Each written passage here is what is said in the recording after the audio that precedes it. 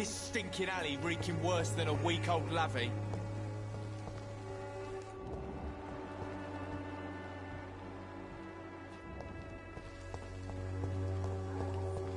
As long as you have the money.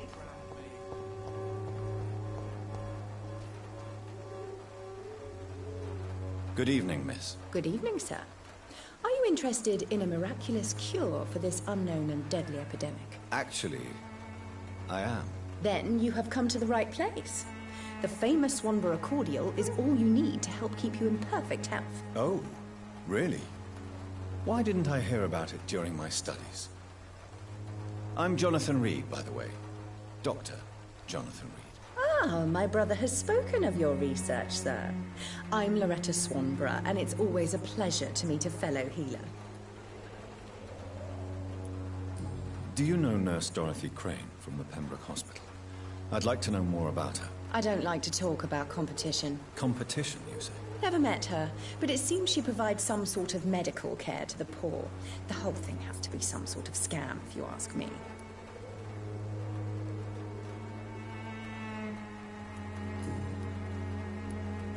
Tell me, who intrigues you most in Whitechapel?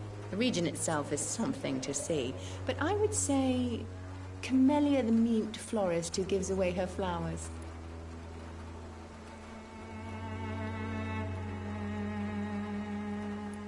What do you think of the locals? Most of them are afraid or desperate. They all come to me eventually for my remedy.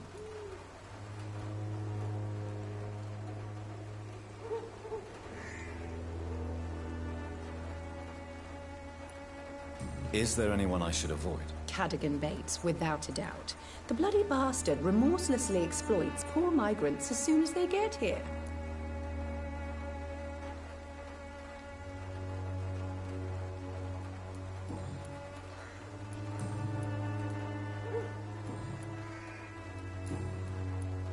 I'd like to see what kind of medicine you're selling.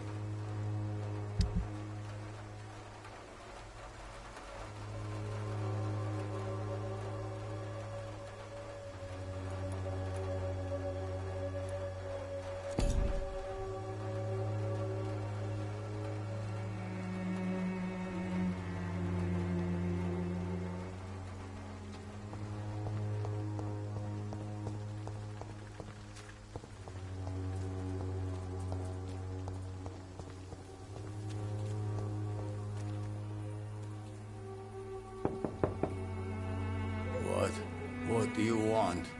Leave me alone. Good evening, sir. I'm Dr. Reed. I'm looking for Nurse Dorothy Crane. There is no Dorothy Crane here. Now goodbye. I'm afraid this medical leaflet says the opposite, sir. Really? Well, I'm afraid I'm going to close this door right now. Go bother someone else, Mr. Doctor.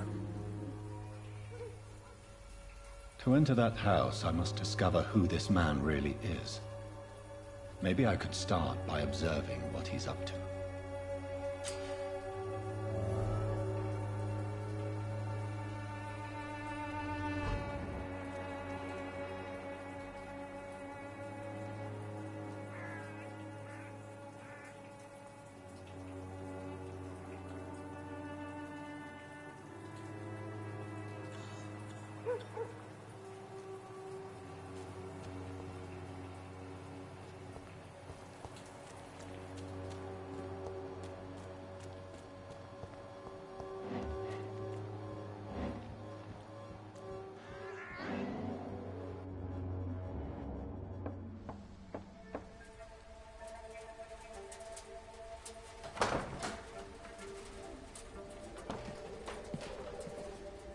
A strange man was at the door with a pass for our medical facility. I refused him entry. Darius, how could you know he didn't need our help? His clothes were too finely tailored to be for Whitechapel. Perhaps just a friend of that stray poet who is always about. Richard Nethercott? No, not of the same cloth, this man. I suspect some machination from that journalist. Clayton Darby. Is he still asking questions? Yes. I saw him drifting around St. Mary's Church. I swear he is tracking me just downwind.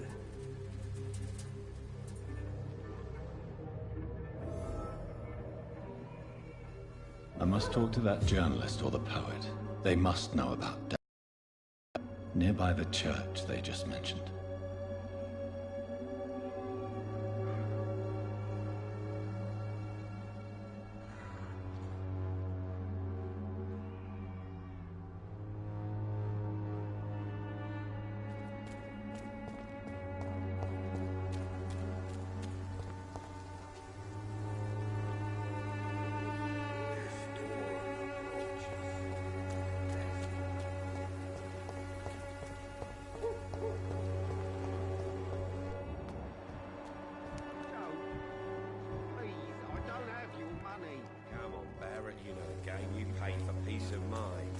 Can't you just look the other way this week, Joe?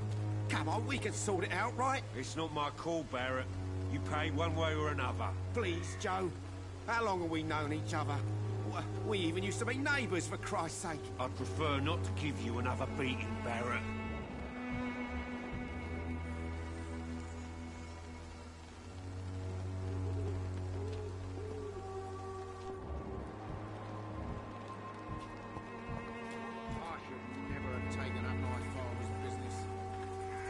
Excuse me, sir. I have a few questions for you. Another journalist? I didn't answer the first one, so piss off! I'm not a journalist, I'm a doctor. A doctor, you say? It's quite a rare breed in this part of town. Really? But still, here I am. Dr. Jonathan Reed, at your service. I'm Joe Peterson to some, but Colossus Joe to most. And I don't remember asking for your service, sir. Have you heard of a nurse named Dorothy Crane? She's a colleague of mine, and is supposed to live around here. Dorothy Crane?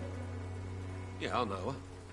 One of the few good souls who dare to help the sick around here. Could you please tell me more about her? She's a nice girl. Tries to help the migrants. I offered to give her a hand, but she said my reputation would attract too much attention.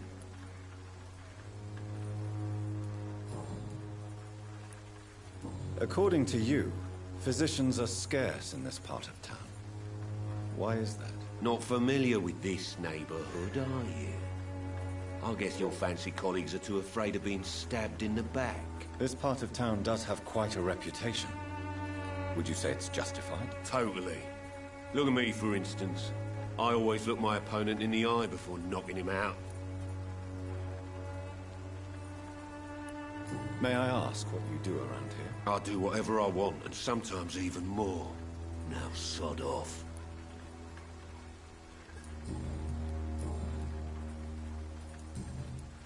Goodbye, Mr. Peterson.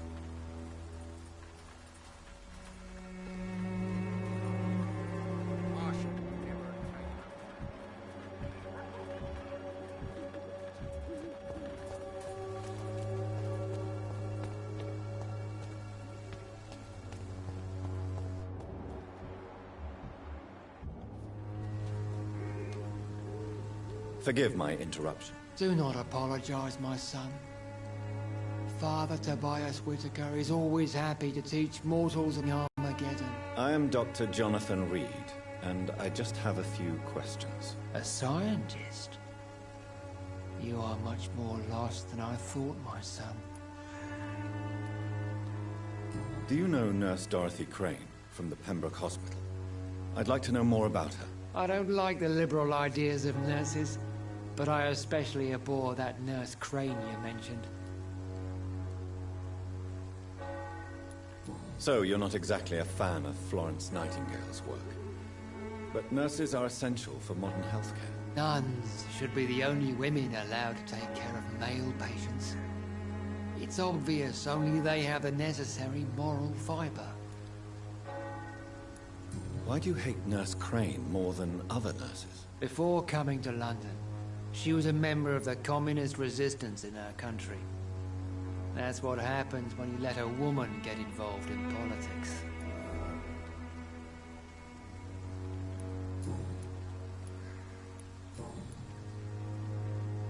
What do you mean when you say that I am more lost than you thought? All scientists are entangled in a world of causes and consequences.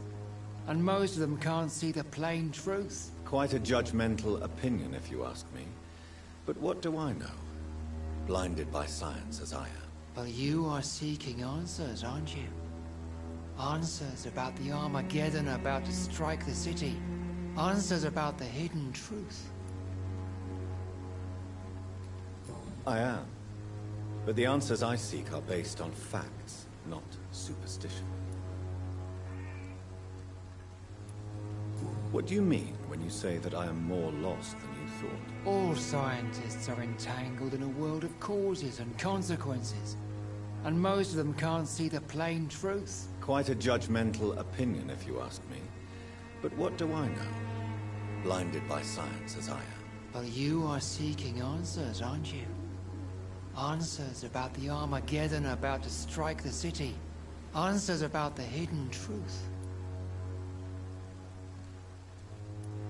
Well, I suppose I can spare a few minutes listening to your so-called truth. As a doctor, you must be aware of the decimating epidemic.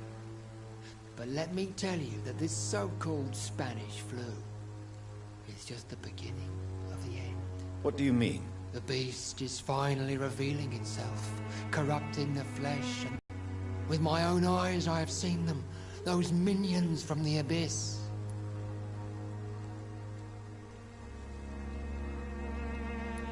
I have heard enough. Goodbye.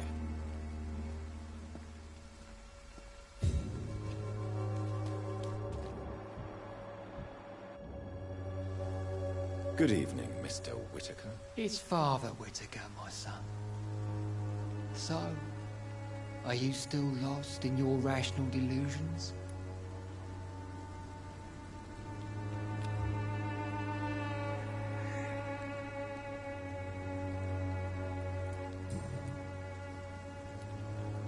Have you any friends?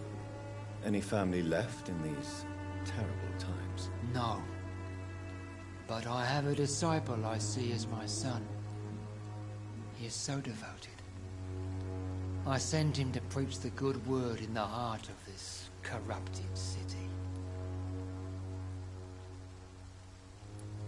You sent him on some preaching crusade during the epidemic. As a true believer, Samuel will fear no evil while he walks through the valley of the shadow of death.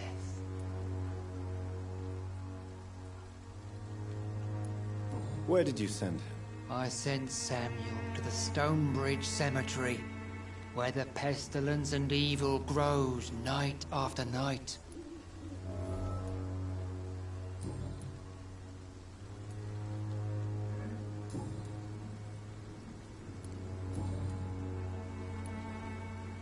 What do you mean when you say that I am more lost than you thought? All scientists are entangled in a world of causes and consequences, and most of them can't see the plain truth. Quite a judgmental opinion, if you ask me.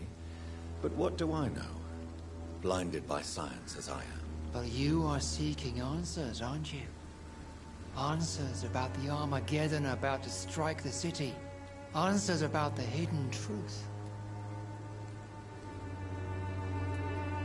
Well, I suppose I can spare a few minutes listening to your so-called truth. As a doctor, you must be aware of the decimating epidemic. But let me tell you that this so-called Spanish flu is just the beginning of the end. What do you mean? The beast is finally revealing itself, corrupting the flesh and the heart of men. With my own eyes I have seen them, those minions from the abyss. Really? And what would be your answer to this biblical threat? We must fight the disease before the legion outnumbers us. Tell me, Tobias, what exactly is your plan concerning the cleansing of this city? God will recognize his own. More than once this city has risen from the ashes, hardened and purified by the flames.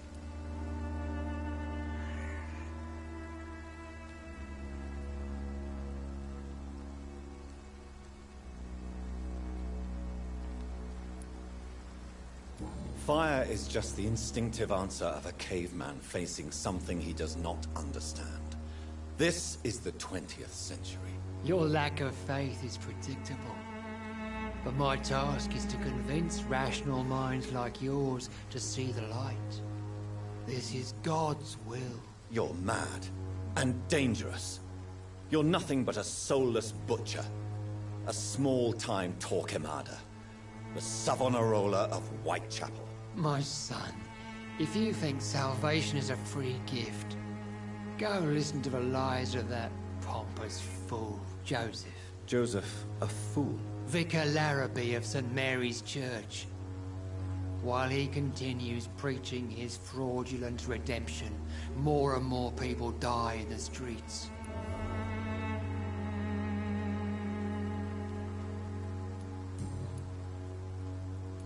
I have heard enough for tonight. Goodbye.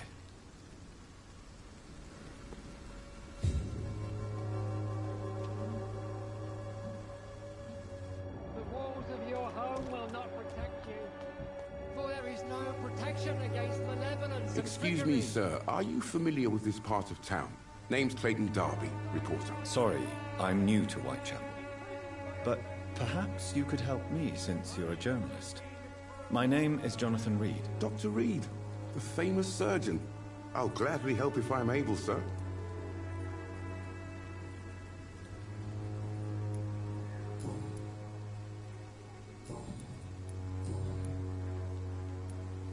What is a journalist doing in this borough after sunset? He goes where none of his colleagues would dare to go, to inform the country.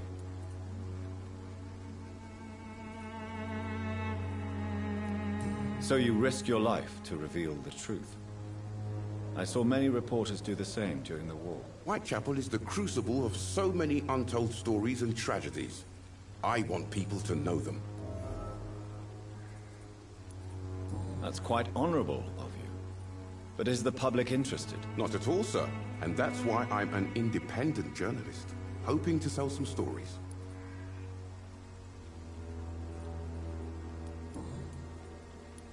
Why are the newspapers keeping silent about the Spanish influenza?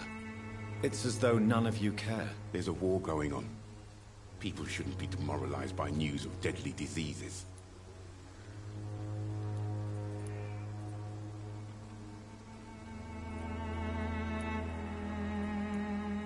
If no one stops it, this epidemic could turn into a scourge. It may kill more people than the war itself. Yes, this is another kind of war, but just as deadly. History will judge us all for what we did and what we did not.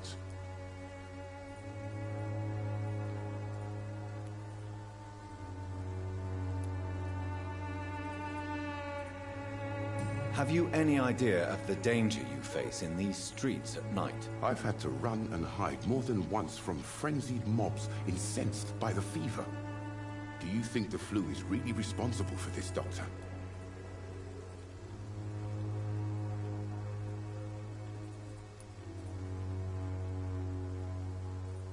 That science is unable to explain the facts doesn't mean there is no rational explanation. I confess, I share your point of view, Doctor.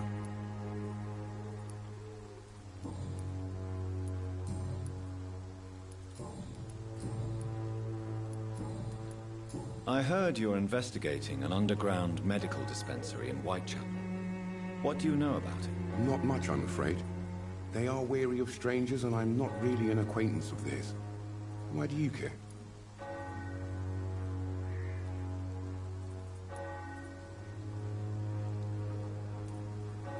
I'm afraid one of the nurses from the Pembroke Hospital may be involved with unsavory activities. Ah, could it be Dorothy Crane? Without a doubt, you are a damn fine journalist, Mr. Darby. What do you know of her accomplice, a man named Darius? I don't know much about the man. He's very cautious. Never goes out. Doesn't seem to have any friends or family. He has no relatives at all? No. Except for that strange man, a poet named Richard Nethercott, who sometimes comes by. Darius would never let him in. Where can I find this Mr. Nethercott? He spends most of his time lurking around Whitechapel. talking to himself or declaring verses. These days, you can usually find him behind the church. He never goes out? No. A few days ago, he unexpectedly did. I followed him, but it was just a ruse to keep me away from his house. Really? How do you know? He went to the nearest mailbox, but just before posting his letter, he ripped it up and threw it away.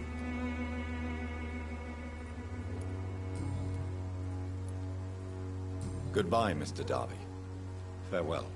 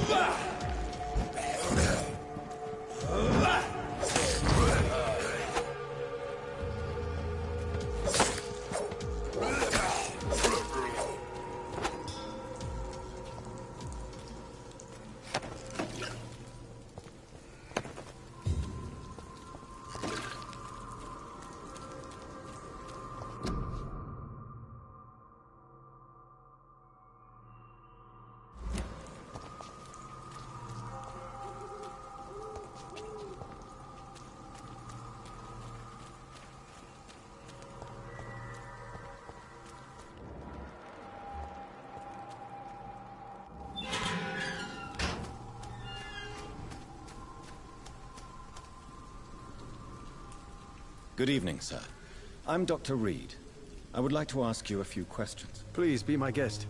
Although I may not be the best informant regarding this part of town, my words speak about that which the eyes cannot see. Really? Are you an artist of some kind? I'm a poet, sir. Richard Nethercott, at your service.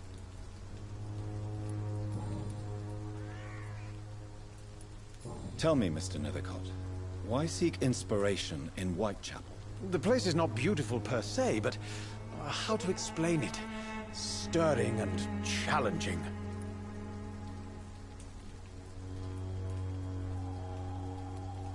In what way, exactly? The struggle by gaslight, the barren smiles and the arid hunger under the rain. If you say so. Such vibrant antagonism and vivid paradox, the stripped humanity raged across each street. Vivid, of course, yes. And what about the poignant... Poignant distress? You see what I mean, don't you? That's what I want to write about, and that's what Whitechapel is made of. Do you not think it a little morbid? On the contrary, sir. Whitechapel is full of life, full of beauty. Just like my dear muse, the wonderful Camellia. What can you tell me about Camellia? Not much, and that's the beauty of it. She can't speak, you know. She's a locked mystery who exhales kindness and sweetness.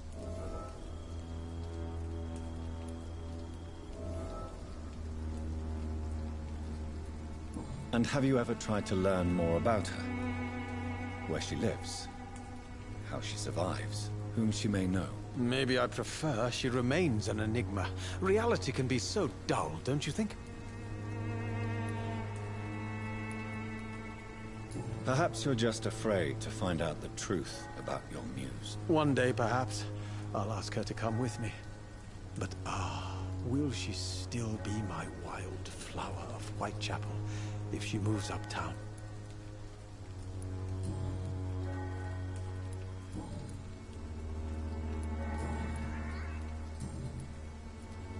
Are you aware that your life could be in danger in this part of town? But this is where I must be to feel the real beat of the city. I had to come, see it for myself, alone.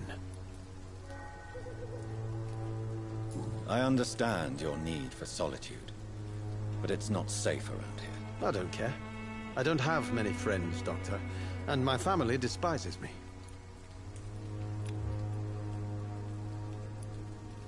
If some misfortune came upon you, who would be here to help you? Well, you, for a start, my dear Doctor.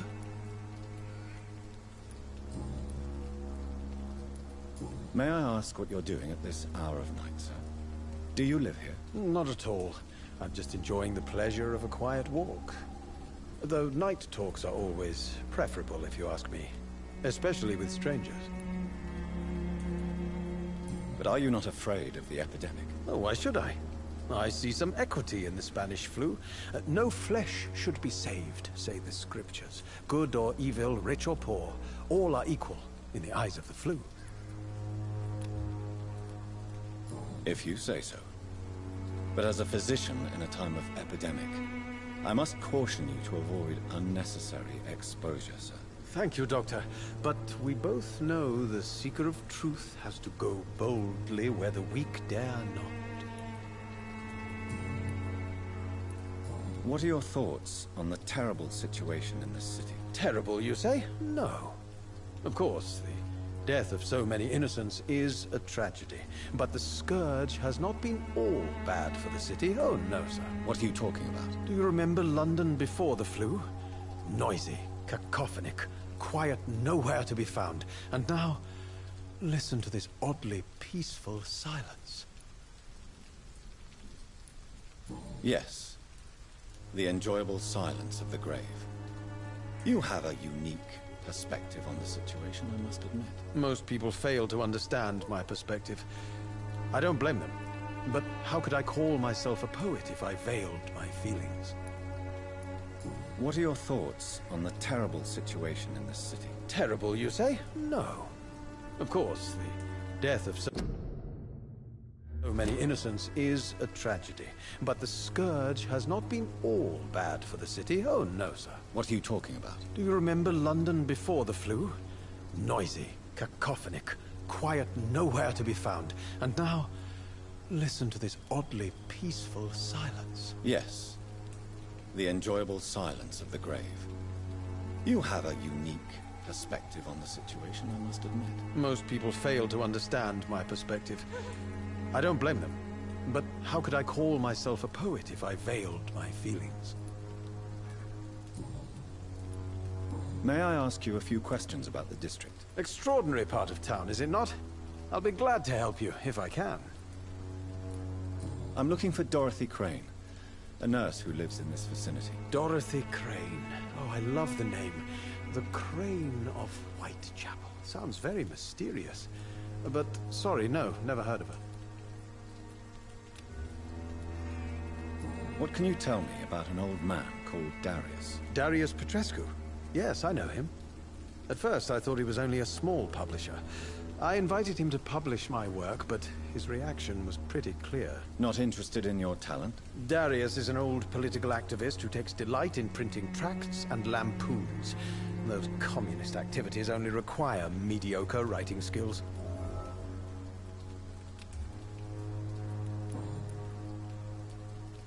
I'll leave you alone, sir.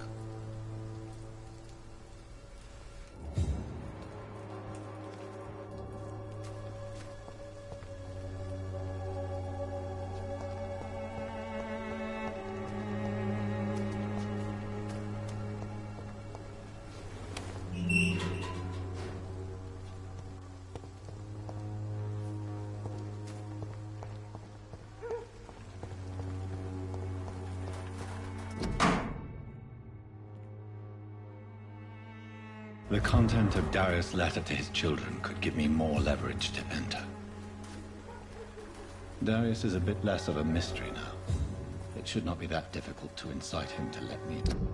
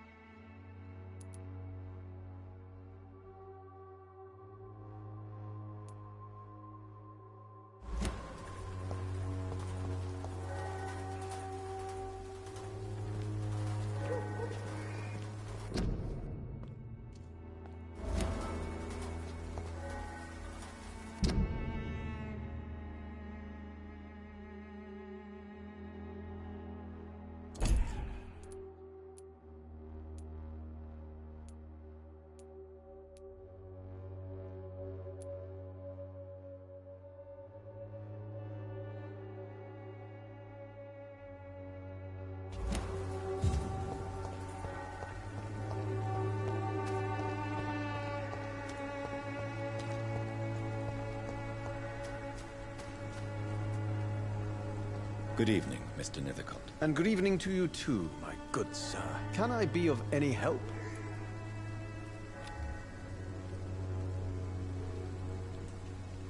Do you need medical attention, sir? It may be wise to let you prescribe me something. I don't feel like I should.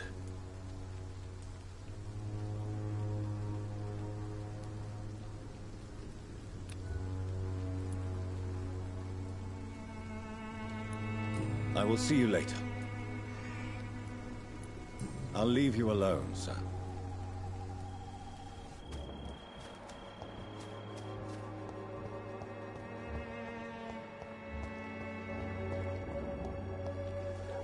Good evening, miss. I'm Dr. Reed. I'd like to ask you a few questions. I know what you're thinking. A tall stranger who meets a girl in the street at night. It reeks of the penny dreadfuls. But I mean you no harm, truly.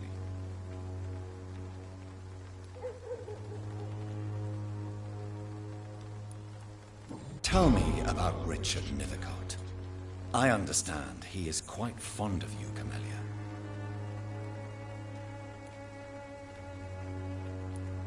I know you understand what I'm saying. Your silence has nothing to do with you being mute, does it?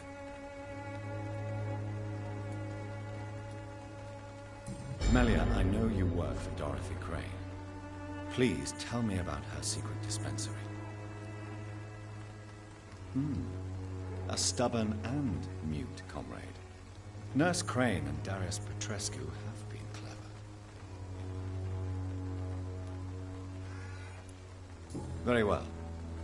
Goodbye then.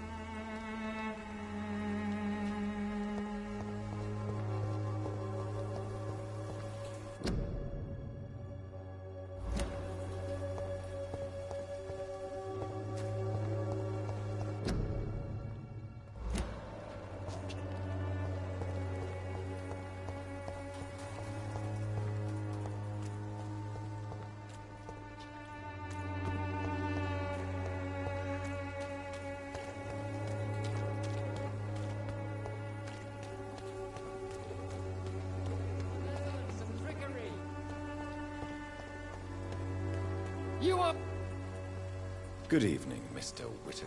It's Father Whitaker, my son. So, are you still lost in your rational delusions?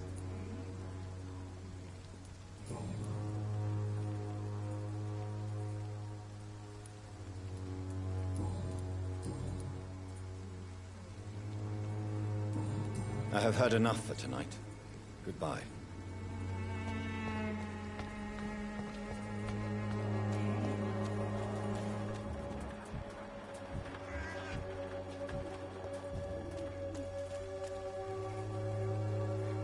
Welcome, sir.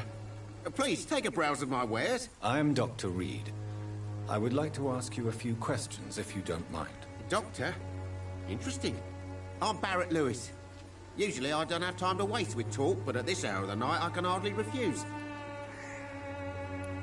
Have you heard of a nurse called Dorothy Crane? Nurse Crane? So the bitch really is a nurse, then? Always thought she was just some crafty foreigner, that one.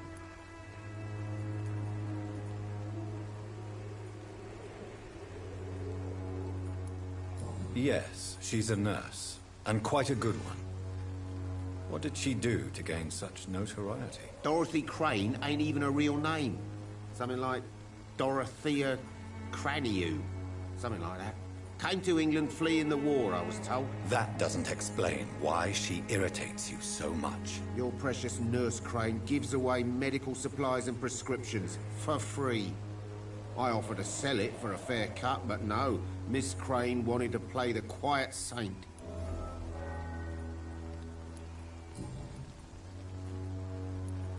How is business around here? Business? I have no business. Between this racket, theft, and customers getting scared, I'm losing money every day. I see. Sounds like you blame someone in particular for your situation. It's no secret Joe Peterson spends his time harassing merchants. But with me, he's trying to put me out of business once and for all. You see Whitechapel every day. Have you noticed anything out of the ordinary recently? Well, you mean besides the epidemic, the war, and all the usual crap? As long as I can remember, this part of town has been a bottomless pit, and no sign of the bottom yet. Violence is increasing in the borough. Yeah. A few nights ago, some blokes jumped me. Came out of one of the condemned workshops. Fever, madness, something like that. Where did this happen? Why did you go there? In the closed workshops nearby. I worked there as an apprentice in better days.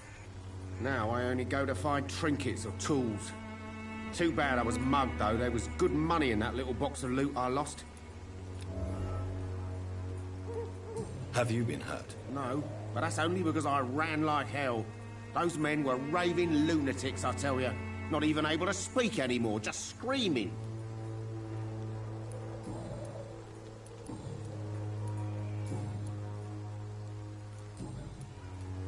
Right then. Show me what you have.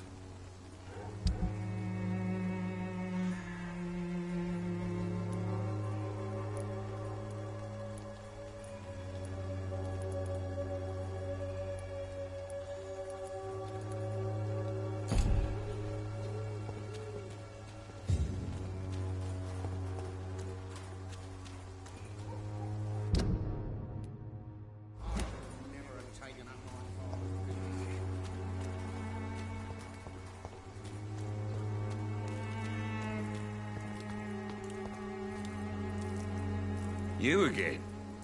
What do you want this time? How did you become the local bully everyone is afraid of, Joe? There's no pride in roughing up poor bastards. But this is the only job I've found. And it pays well, too. A job? So you're racketeering for someone else? I got enlisted by the Wet Boot Boys, a gang from the docks. I'm their muscle for their dirty work.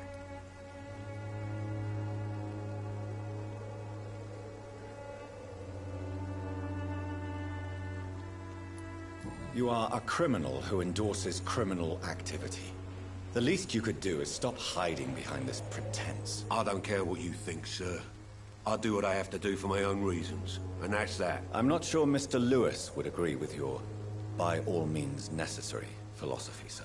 Oh, do you really think he's the poor victim here? Barrett can be as sneaky as anyone. Long ago, I even called the bastard my best friend.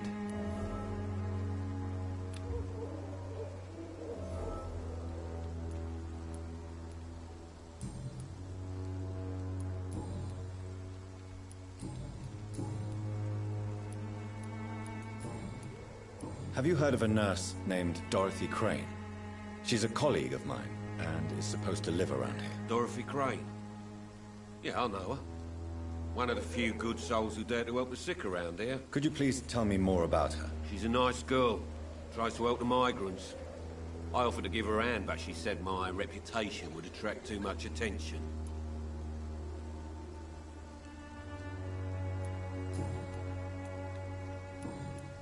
Goodbye, Mr. Peterson. I should never have taken up.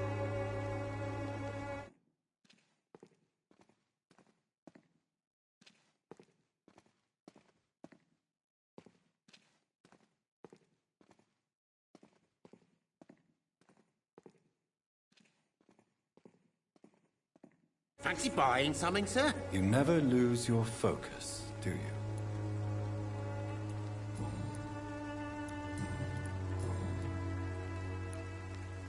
Joe Peterson. He's the villain here, isn't he?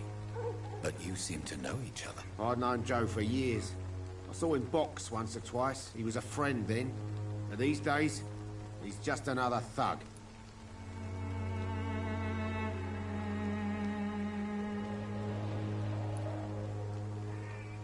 What can you tell me about Mr. Peterson? Besides his behavior toward you, obviously. Colossus Joe was a decent boxer, good one even. But after his wife passed away, he found every excuse to stop training. Just wanted to pick fights with everyone.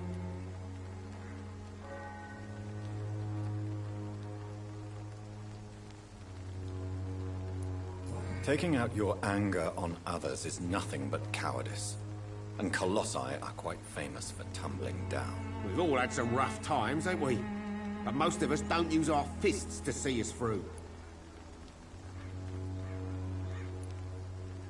And no one has ever stood up to this thug. Nobody would be fool enough to stand against a wet boot boy.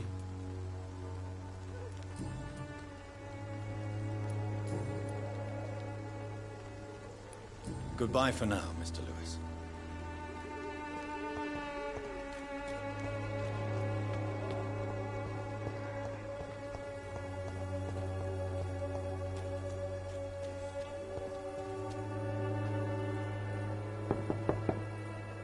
Mr. Petrescu, just 1 minute, please. You again? Go away.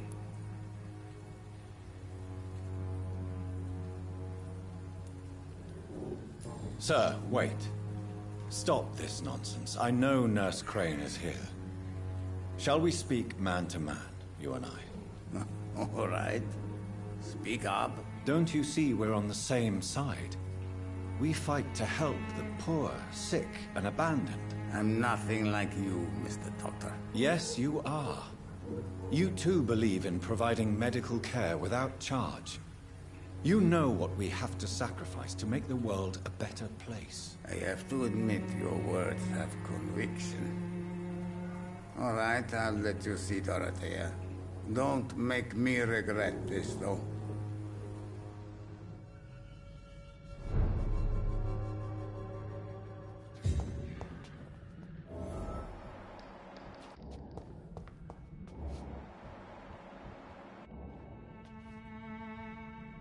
If you want to talk to Dorothea, you must go across the courtyard and take the stairs. We've not been formally introduced.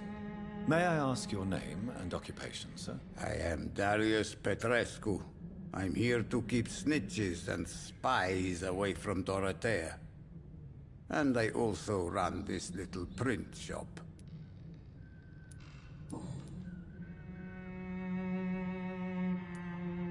So Dorothy's real name is not Crane? Like myself and many people in this area. Dorothea is from occupied Romania. That's all you need to know. She seems important to the community. More than you can imagine. The West End does not want to hear of Whitechapel's misery. Dorothea is one of the few doing something about it. Tell me everything you know about Camellia, the mute florist. I do not believe in the afterlife, Doctor, but I'm almost convinced Camellia is an angel. She volunteered to give out our medical leaflets. Who is she, really? Do you know where she's from? She's not from around here, that's all we know. Camellia is not even her name. It's her favorite flower. You say she has no close family? Well, there's that awful poet who constantly follows her around like a lost puppy. A good man for sure, but a very poor writer. Are you not worried for her safety? She is as brave as she is tough, and clever too. If only I had met her when I was younger. Are you in love with Camellia, Mr. Petrescu? Don't be stupid. If I had met her when I was younger, we could have won our revolution.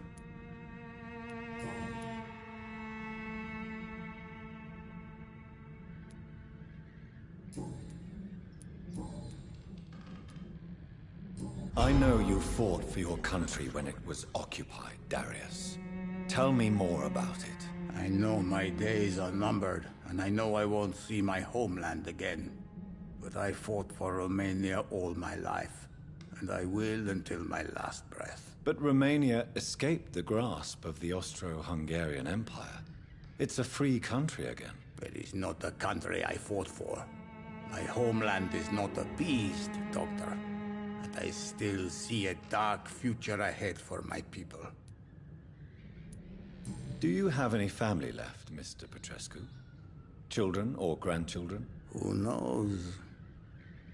I have abandoned my people for so long, they might as well be dead. As dead as I am for them, I suppose.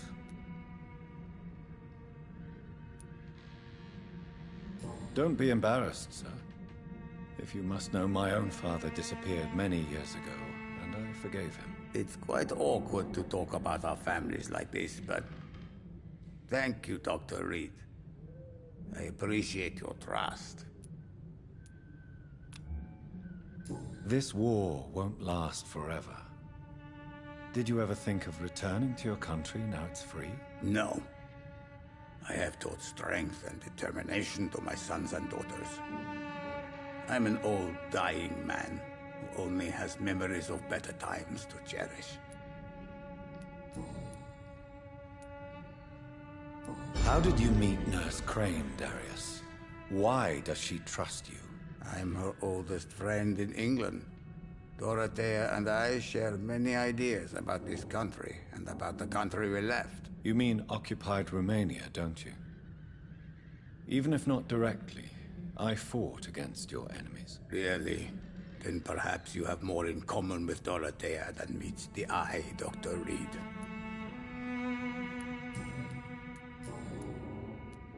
Tell me everything you know about Camellia, the mute florist. I do not believe in the afterlife, Doctor, but I'm almost convinced Camellia is an angel.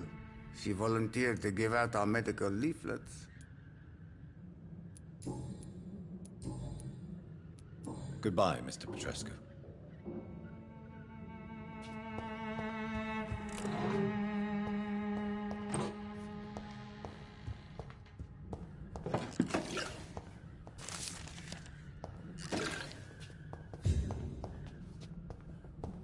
It's locked, all right.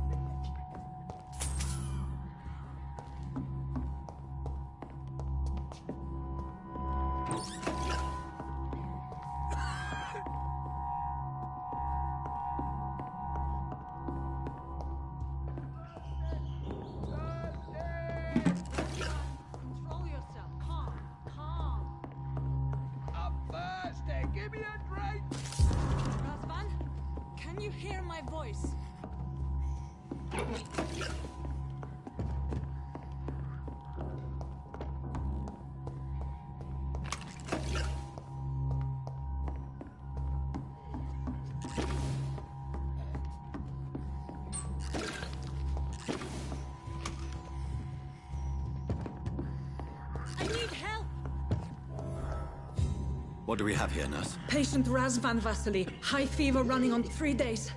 Complaints of dizziness, muscle aches, and head pain. Diagnosed with influenza. Treatment? Aspirin and salicin for the fever and discomfort. Liquids for dehydration, but he's having trouble keeping even water down. Aspirin and salicin, you say? Why not some warm milk and a kiss on the cheek? Where are the quinine salts? Tried buying, borrowing, even stealing. There's none to be found, Doctor. He's not convulsing, he's choking. He's not getting any air. Scalp! Hand me that scalp! What can I do, Doctor?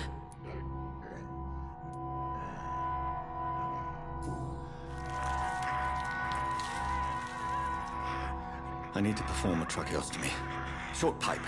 That rubber tube will do. We're going to cut a passage for air through the neck. Yes, Doctor.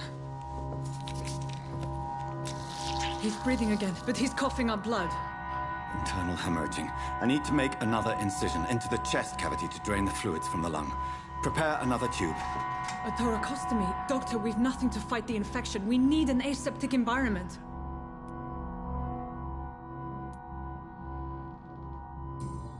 Don't question me, nurse. I need a drain.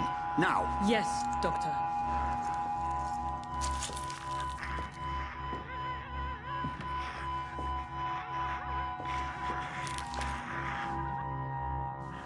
He's still bleeding, Doctor.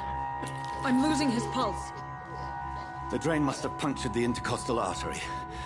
There's too much blood. Are you all right, Doctor? I can't see.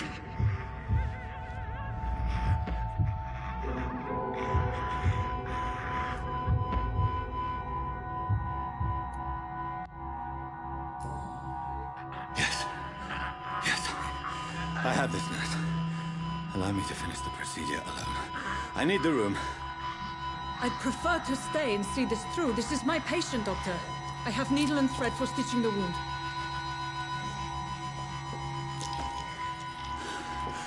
Good. The stitches are holding. How's he doing? We're losing him. We've lost his pulse. He's dying, Doctor!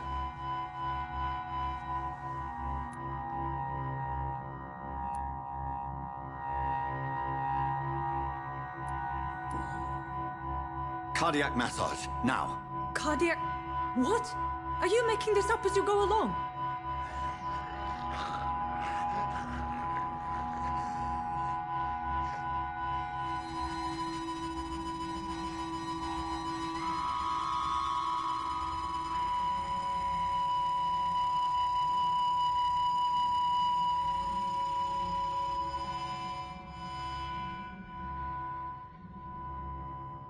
We've lost the pulse.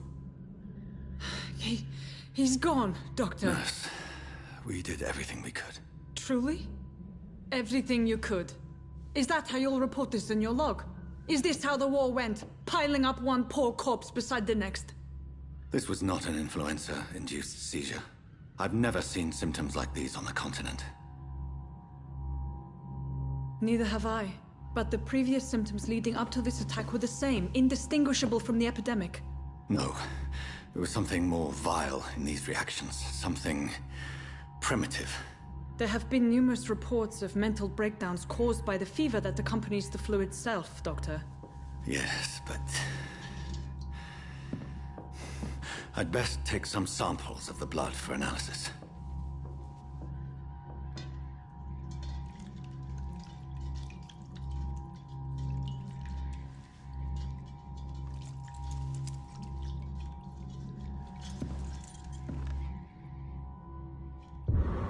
I doubt you're here to test my bedside manners. It's locked. I suspect it was more than intuition alone that led you to us. So, how might I be of service, Dr. Reed?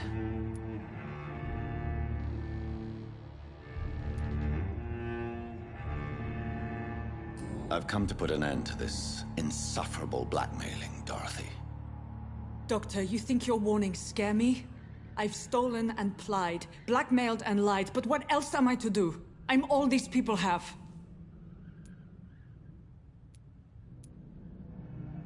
So, the end justifies the means. Is that your defense? I know you're kind, Doctor. Just another fine-heeled, silver-spooned gentleman who was given the world on a platter. You know nothing of poverty. Nothing of the shame, the hunger, the loneliness. Dr. Swansea is a sensible and honest man. He wouldn't have refused your friend's care at Pembroke. It's easy for you to say, Doctor. These people cannot go to the police, nor to the hospital. They don't even speak English. They depend on me for everything. But why? Why her, of all people? She's pristine and proper, all right. But that she-wolf in sheep's clothing murders the poor for sport. I have her where she belongs, and I'll milk her for all she's got. You've convinced me of the sincerity of your actions and their noble justifications. But all the same, blackmail is a crime, and it will stop, Nurse Crane. So, are you going to turn me over to the authorities?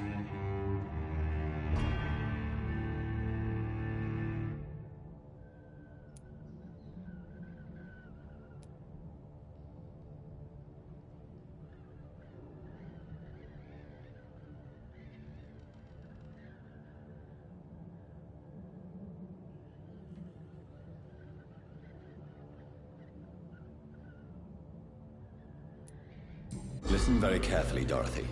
You will erase from your memory everything you pretend to know about Lady Ashbury and Pembroke Hospital. Let that rich bitch off the hook over my dead Nurse body. Crane, enough. Listen as if your life depended on every word. I know you've a generous heart who gives freely to those in need, but you shall walk away from the shadier streets of your business. I will never abandon... Dorothy, the discussion has come to a close. Your clandestine activities in the Resistance are over. Let it go. I'll let it go. Yes. All gone.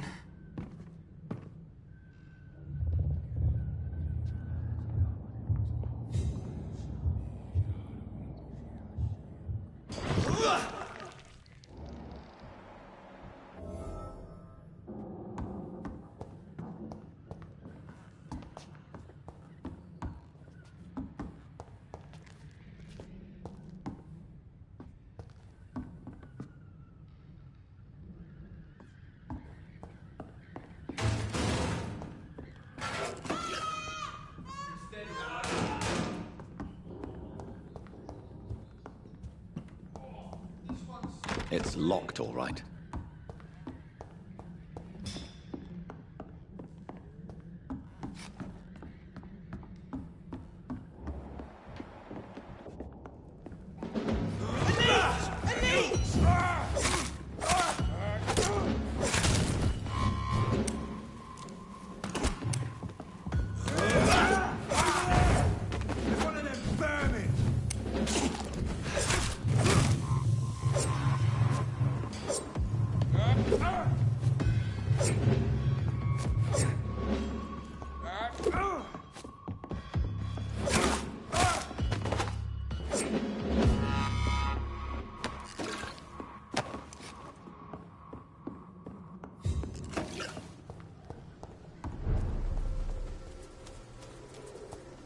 Over there! There's one of them burning! Ah! Filthy piece of shit!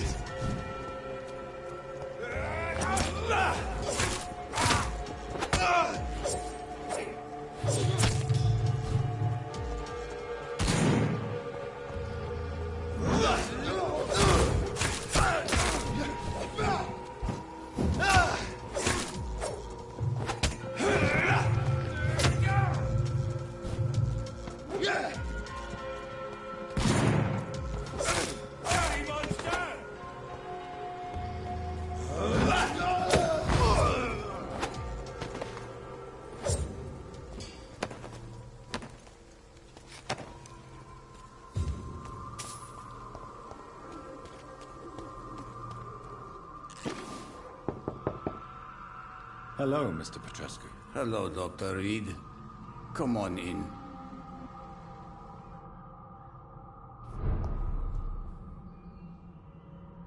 Yes?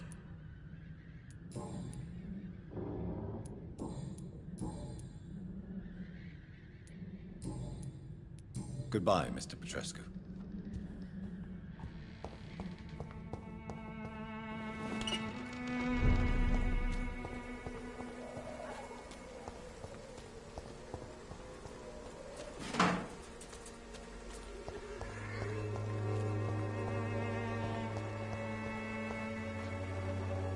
Good evening, my dear colleague.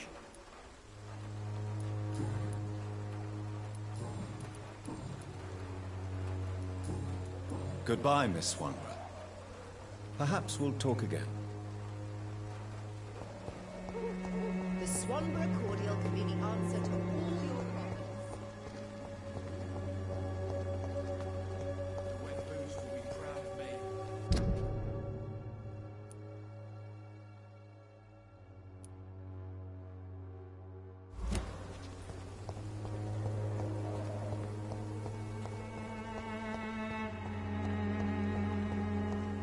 It's locked.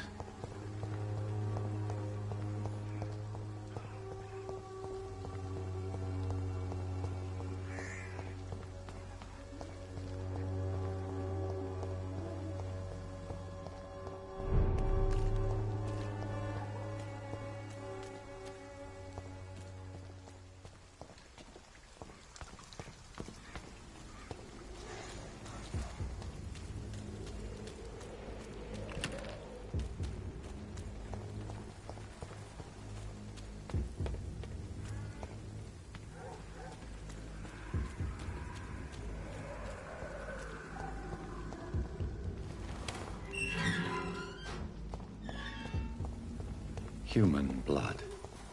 Whoever left these marks did so deliberately.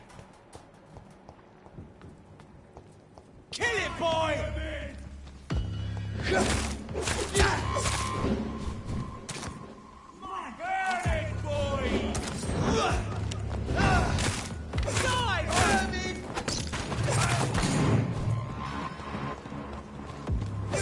You're not like kindling!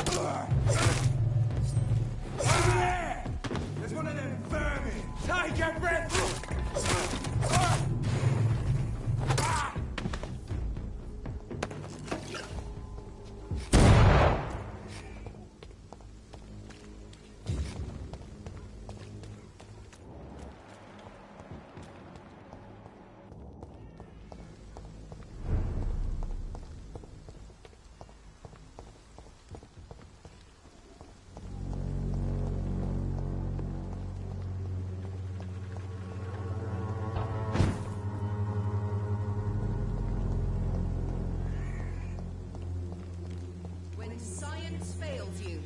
This elixir will give you faith again.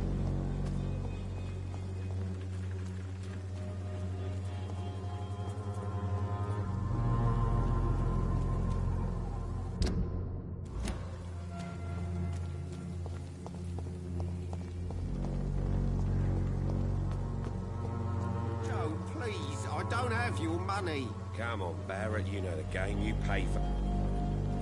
You again? What do you want this time?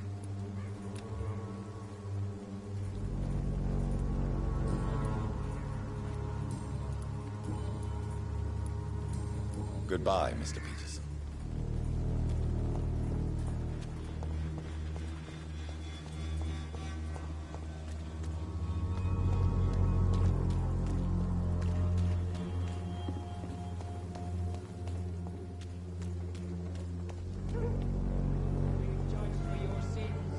Even now, he judges your words and actions.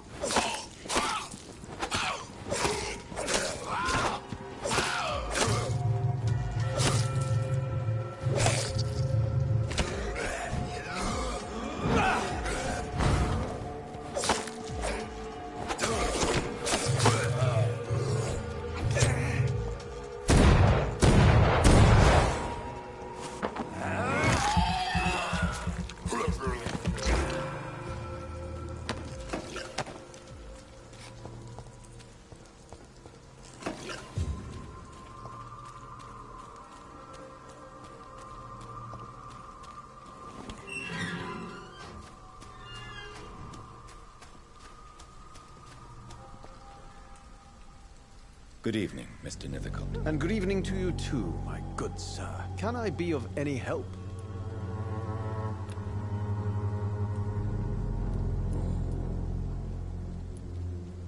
Did you know the Mute Florist is a member of a secret society? No, I didn't. But I thank you for this information, sir. For it only enriches the mystery surrounding the precious camellia. Are you not curious? Is there not more you wish to know? That girl has not an ounce of malice in her. Whatever she may be hiding, it's certain to be for the benefit of most, if not all.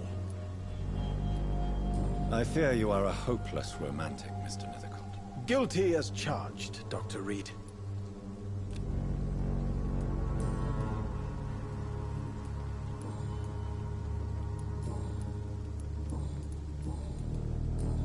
I'll leave you alone, sir.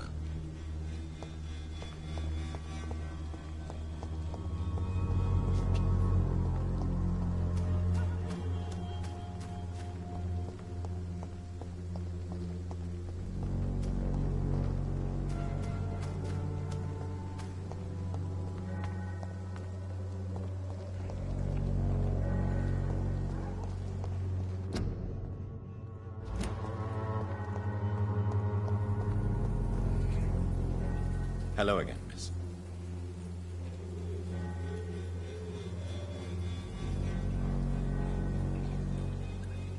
Very well.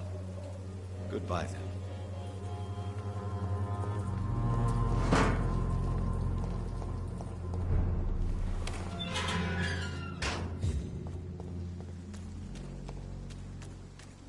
Best be moving on. See them fancy clothes?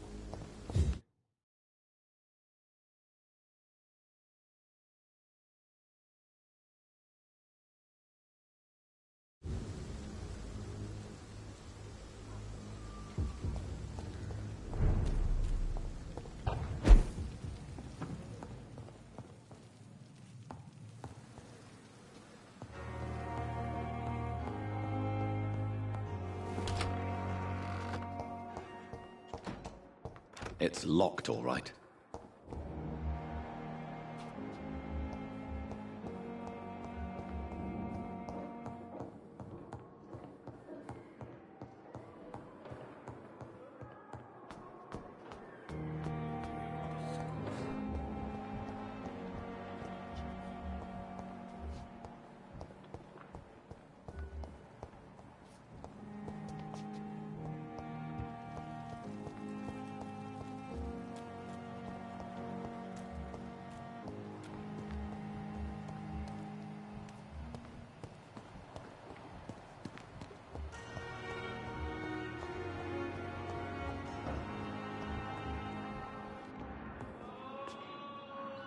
Good evening, sir.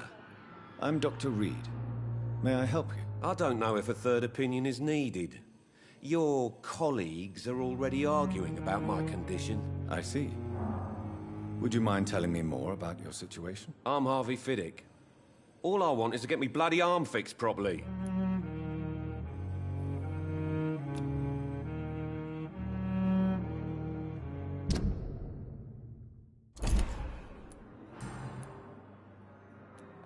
Tell me about the doctors who are arguing about your case. Strickland and Aykroyd. They both want the best for me, but there's a lot of pride there. Doctors are no different from carpenters, it seems. What do you mean? I often had professional arguments with rivals on a building site. Difference is I disagreed about wooden nails, not flesh and bones. Are you satisfied with your treatment here? Well, it's clear that I've chosen a bad time to be injured. Forgive my bluntness, but you seem overwhelmed by cases of the flu. I won't lie to you about it. I'm afraid we are. Are you sure you don't want to operate yourself, Dr. Reed? I have the feeling you're very capable, and your colleagues seem to think so too. In other circumstances, you would be right. But for now, I don't think I can take on the responsibility. My apologies. Tell me about yourself, Mr. Fiddick. I'm just a regular guy waiting to get his arm fixed, so I can return to work and to my family. I was more curious about what you were doing before being hospitalized. I'm a carpenter, and a good one too. But that means I need both arms to feed my family, Dr. Reed.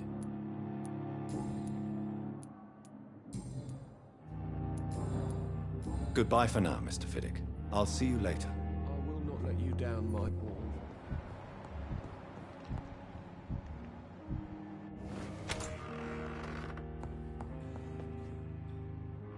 Good evening, Mr. Goswick. How are you? I'm okay.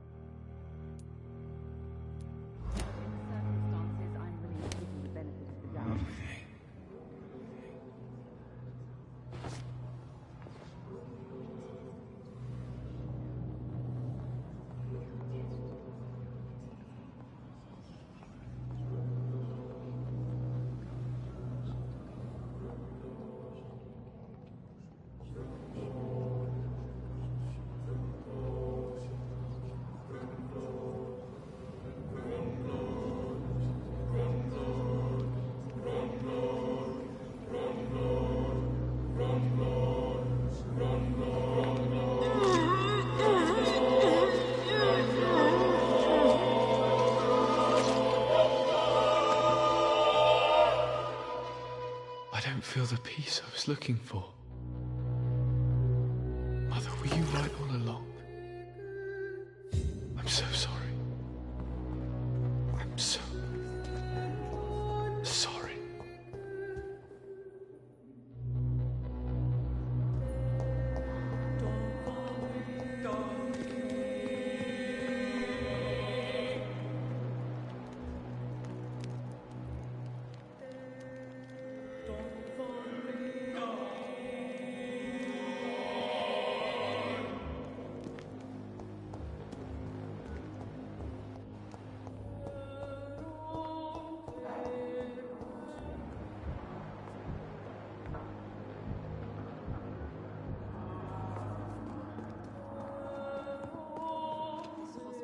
Good evening, Doctor. I believe we're going to be working together. Dr. Reed. Dr. Swansea informed us of your arrival, but I could not dare to believe we'd have such good fortune. Such an honor, sir. Thank you. And you are? I am Thoreau Strickland, Dr. Thoreau Strickland. I'm a great admirer of your work, Dr. Reed.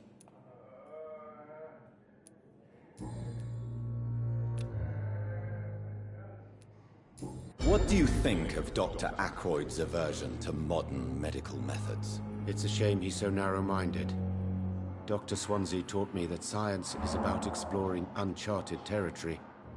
I'm convinced that's true. With the influenza and all that's going on, you should put your differences aside, don't you think? Why is it so difficult to work together?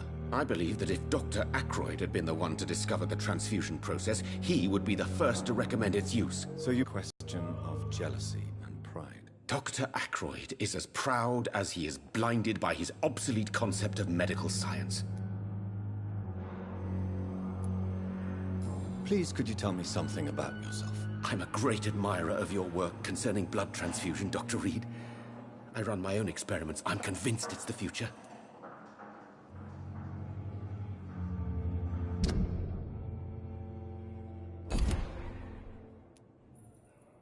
What made you choose to be a doctor? I'm not ashamed to admit you and your work have inspired me. I am honored to have the opportunity to work by your side.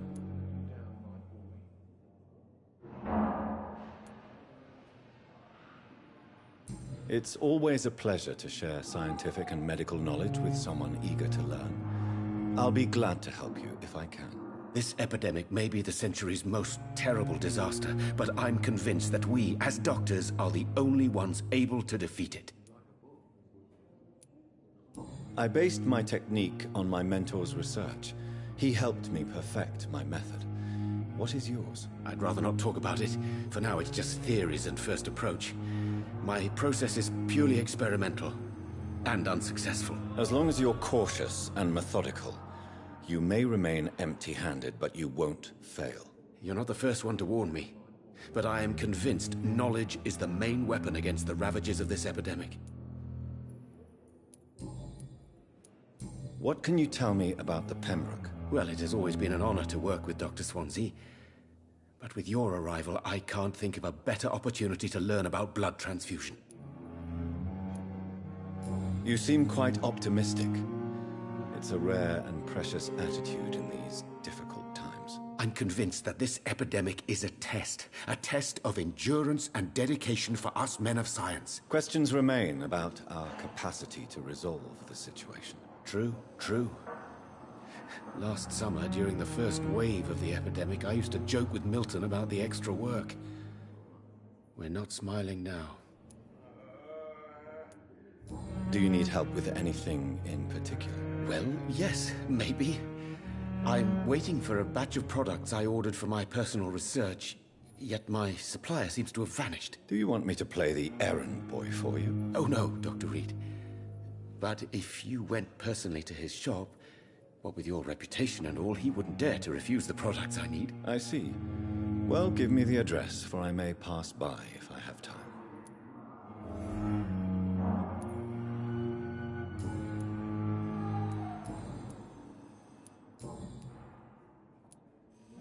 Tell me more about your willingness to experiment with new medical techniques. Harvey Fiddick is a patient suffering from a severe injury that could cripple him if not treated correctly. I'm convinced your blood transfusion technique could help him. What is it you really want? To save him, or to prove your point? Fair question. I want nothing but to save my patient, Dr. Reed. Especially since I know Mr. Fiddick's story.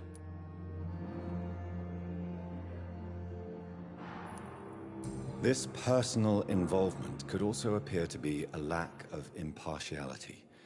You must know that a good surgeon must remain neutral. I agree. But that does not excuse Dr. Ackroyd's behavior.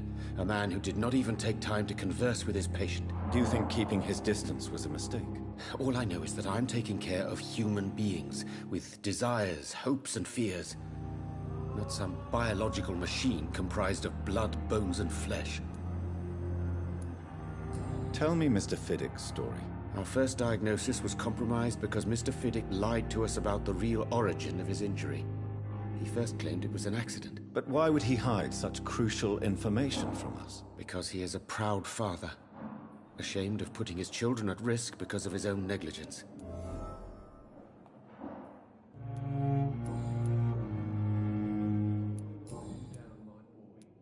Goodbye, Dr. Strickland. This hospital seems to be falling apart. But in the circumstances, I'm willing to give you the benefit of the doubt. Good evening, Doctor. How is my son doing?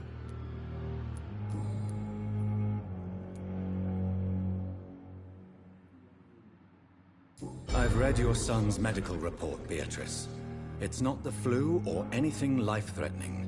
What has you so worried? He was at death's door when he was brought here. I just want him to be better as soon as possible. He's not out of the woods yet, you know. He might need to stay here longer than expected. Take care of him then, Dr. Reed. People here only seem to focus on contagious patients. I worry my poor Mortimer will be neglected.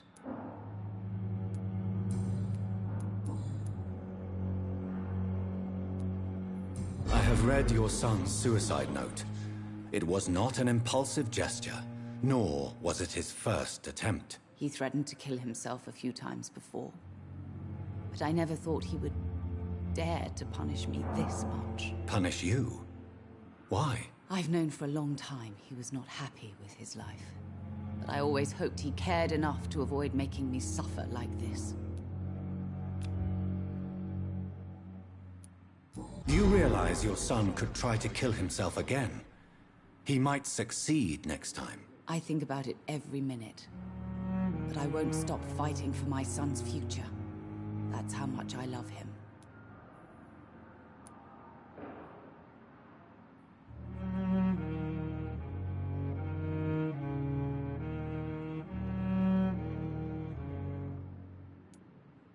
Your determination is laudable, but you are in a state of denial, Mrs. Goswick.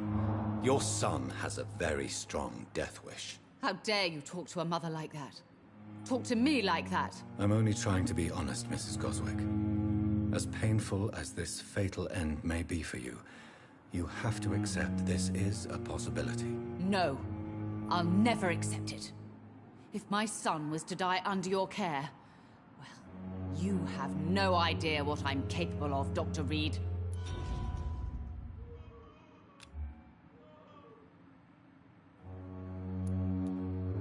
Mortimer is extremely vague as to his motivations for committing suicide. Tell me more about what you know. As you say, Mortimer had no reason to die. All he said to me was that he wanted to make the world a better place, but couldn't. What do you think he meant by making the world a better place? Mortimer has always been a sensitive soul. He wouldn't talk to anyone for months after his father passed. It's like he carries everyone's sadness with him. Why did your son feel so useless when facing the world? I think it was more that he could only see the melancholy facets of life. He couldn't help but dwell on such things.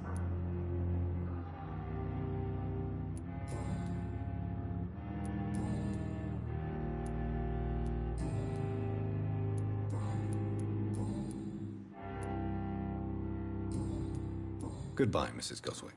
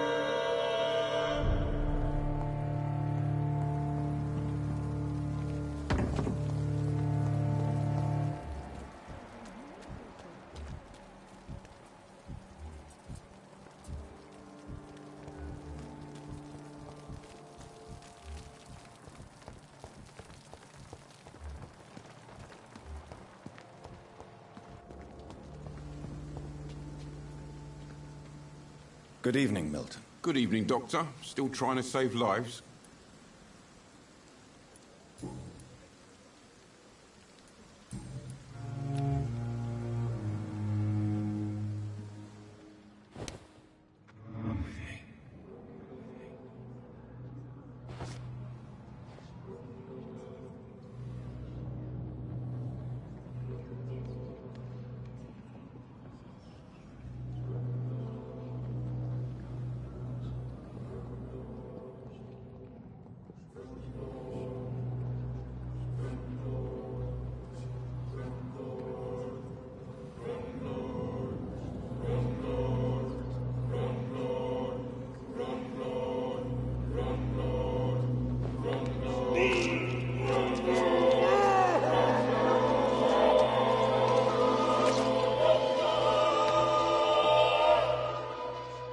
Pippa, my princess, flee away while you can, for all is lost.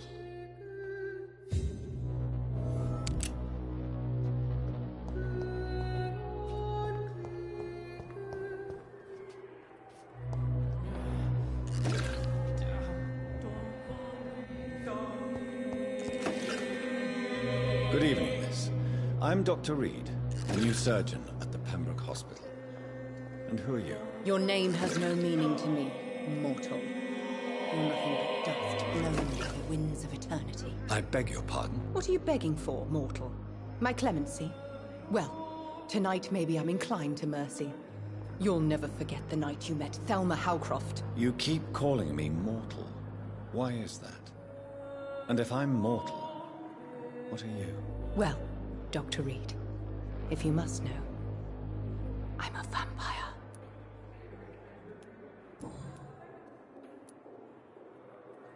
And why do you believe you're a vampire? I don't need to believe anything.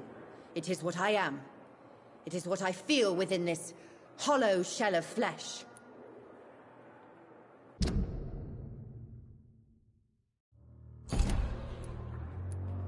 Please, describe to me how you feel. What is it like to be a vampire? I can hear my body crumble from the inside as my flesh cracks and fades. I sense the last pulse of postulant blood within my drying veins. I need new blood. I see. Have you ever heard of Cotard syndrome, Miss Howcroft? Never. It's a mental illness discovered by a French neurologist named Jules Cotard. The affected patients are delusional. They believe that they are putrefying, that they are dead, a ghost or a ghoul, or in your case, a vampire. Delusional, you say? Oh, sad and petty mortal. You can't even begin to understand the concept of immortality. And you think it is I who am delusional.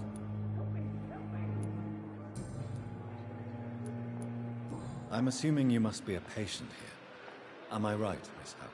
It's only a cover. To hide from my enemies. I can leave whenever I want. As a woman, a spirit, fog, or bat.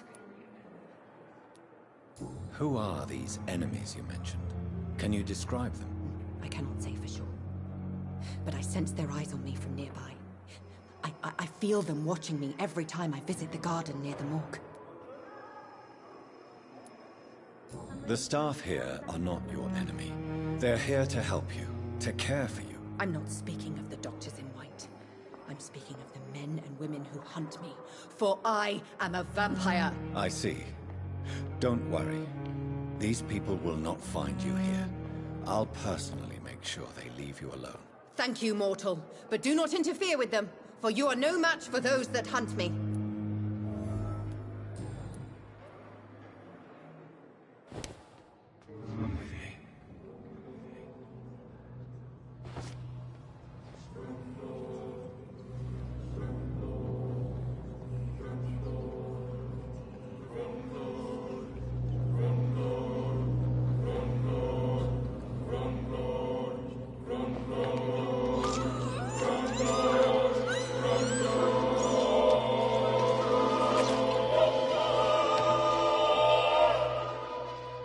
Why kill me, brother?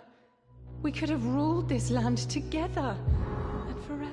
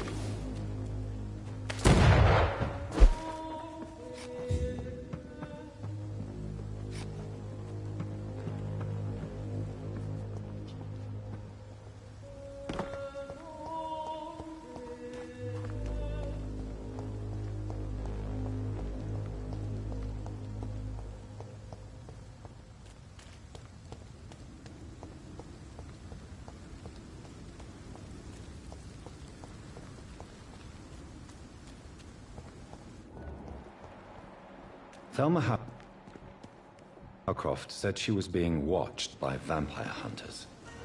Where are they hiding? I should investigate. It's locked, all right.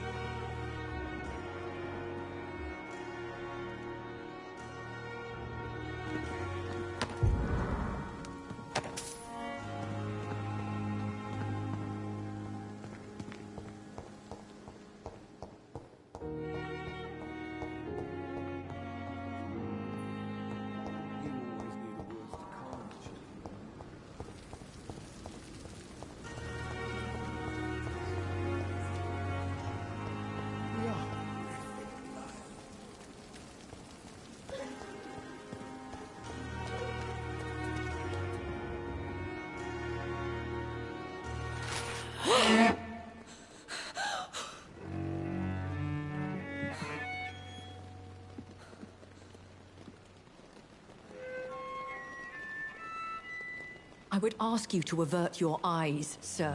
Or did you not know it was rude to stare? I knew it. Speak up, Dr. Reed. I like a man who speaks his mind.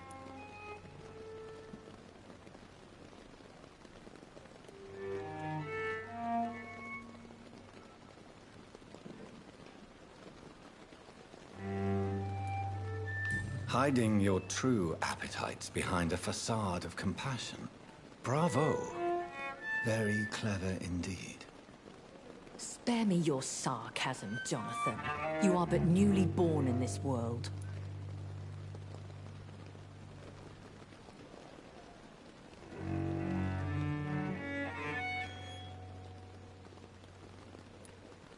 So in the end, the accusation was true, wasn't it? The situation is somewhat awkward nonetheless. I have not been observed sustaining myself for many decades. I have to say I'm a trifle embarrassed. Anyway, I have concluded my inquiries concerning your blackmailer. I see.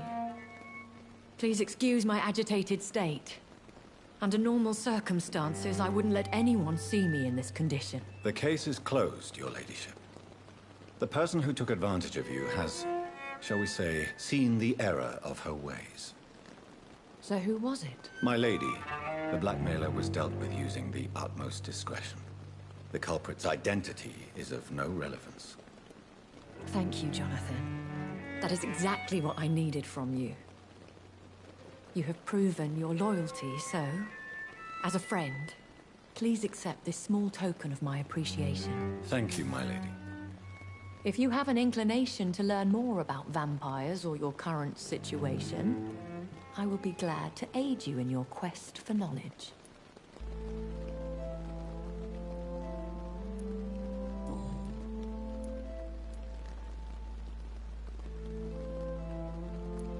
I don't understand.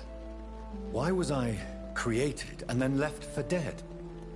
That is a question only the one who made you can answer. It's not normal practice.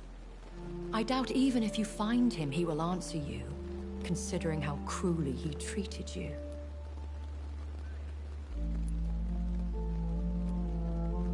I'd like to avoid creating another vampire by mistake anyway. Tell me, how is it done? The process is dangerous. It could even kill your potential progeny. If you did decide to sire an offspring, they must drink of your blood, Jonathan. So me being a vampire could have been a mistake. I very much doubt it, Jonathan. Contrary to the legends, it is not as simple to make another vampire by just biting someone.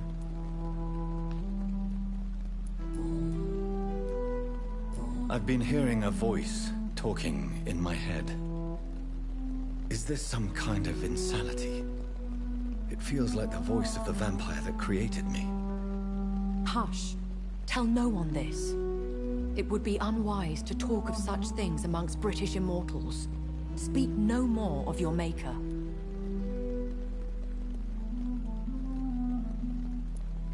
How could this cause offense? Only the powerful immortals can mentally call to their progeny. No vampire or hunter will sleep easy, knowing that an unidentified elder is stalking the streets of London. Excuse my forwardness, but... are you my maker? Me? Goodness, no. Only a foolish immortal would create a progeny without taking precaution, and I'm no fool.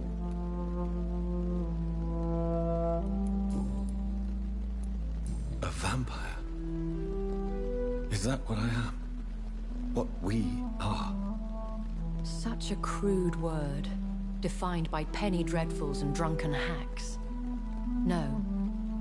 You are now an Ekon, and that you shall remain.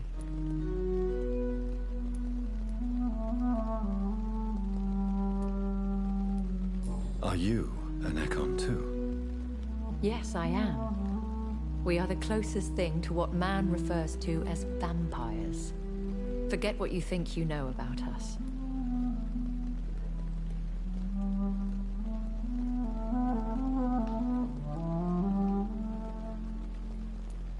So we are Ekons.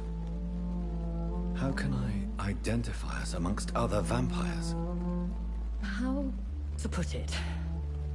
All Ekon are vampires. But all vampires are not Ekon. We are but a branch of the immortal tree.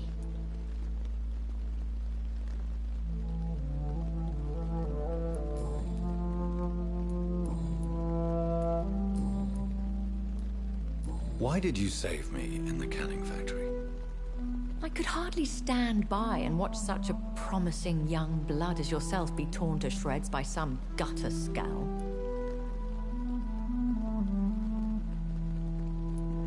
William Bishop wasn't the vampire that created me then?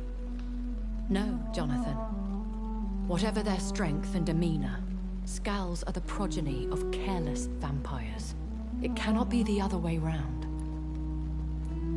What type of vampire is a Skull? Not a true vampire. The deformed offspring of lesser vampires. It is a shame these creatures run wild, slaves to their baser instincts.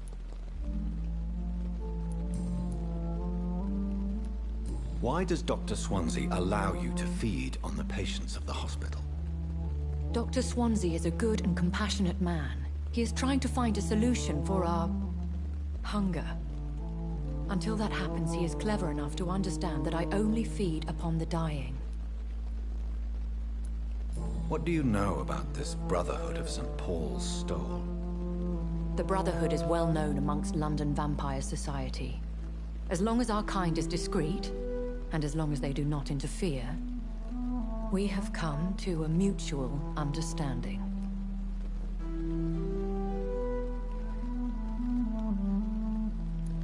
And no one suspected you of the murders?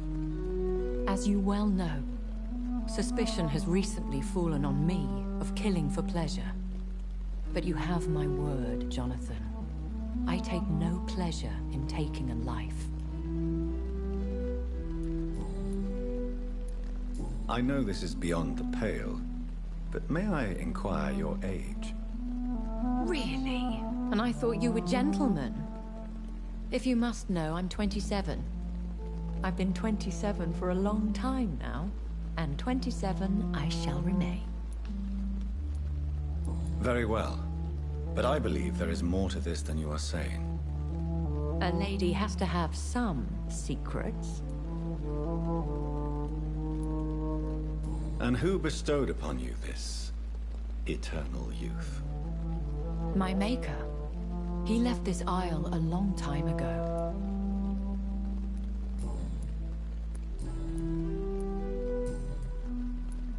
When I awoke, changed, I was chased and attacked by vampire hunters. Prepared and well-trained. Though I can't be certain.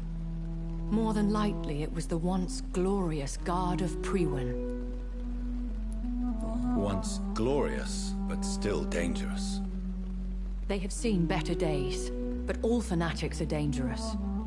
You would be wise to stay clear. They are sworn to destroy our kind.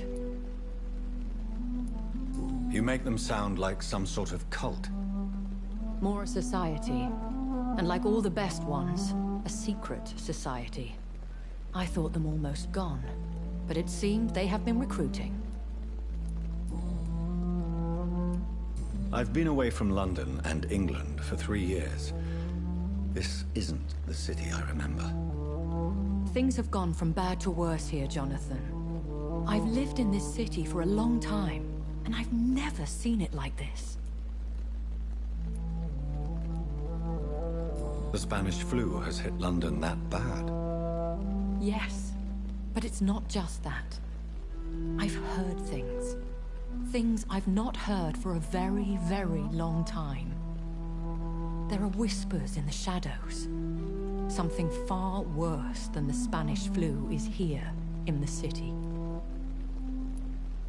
What is it you fear? Fear has long since flown this form. But there is something malevolent circling us. I feel fear is merely waiting in the wings. Are there many vampires here in London? Immortals are of a rare breed, and we often tend to hide. But you may occasionally meet some of us at night. Do you know any of them? Have you an idea of the identity of the vampire who attacked me? You mean your maker? No, Jonathan, I have no clue. But I fear he or she is as careless as cruel. To let you discover your new condition by yourself. What do you mean?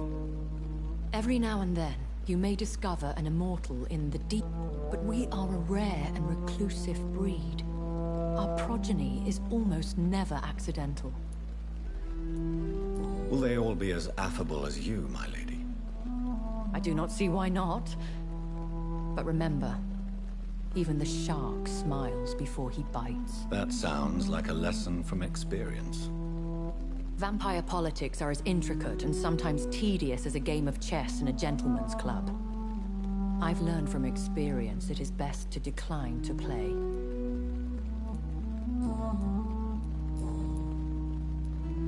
I bid you farewell, for now, my lady. I must quickly analyze the blood I took from Nurse Crane's patient.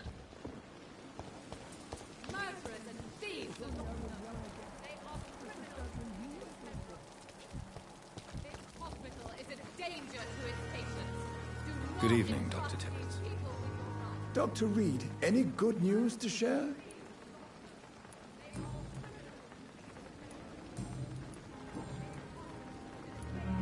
You're exhausting yourself, Corcoran. Maybe you should think about preserving your strength. No. We must keep on healing all those poor souls. We are the last rampart before chaos. Once more, unto the breach.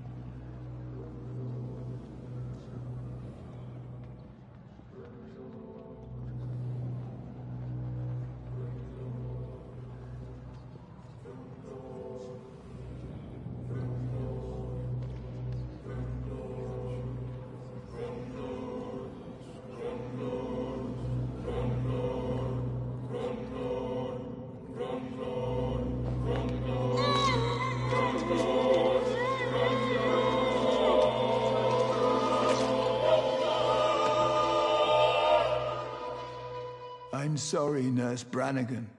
I won't witness the great doctor you were destined to be.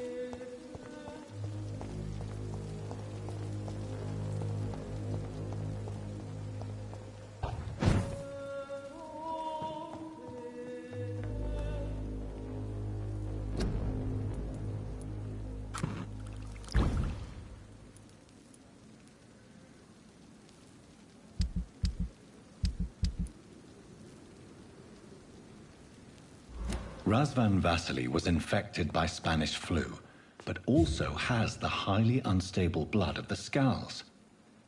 Is the London vampire epidemic transmitted through the flu? I should talk to Dr. Swansea about it.